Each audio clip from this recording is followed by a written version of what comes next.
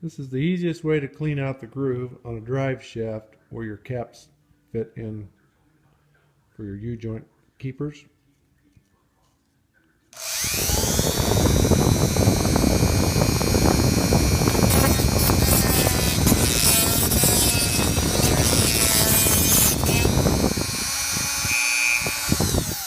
Also works great if you've accidentally bent that groove a bit. And you can reshape it with that, shine it up, make it easier for the new ones to go in. There you go.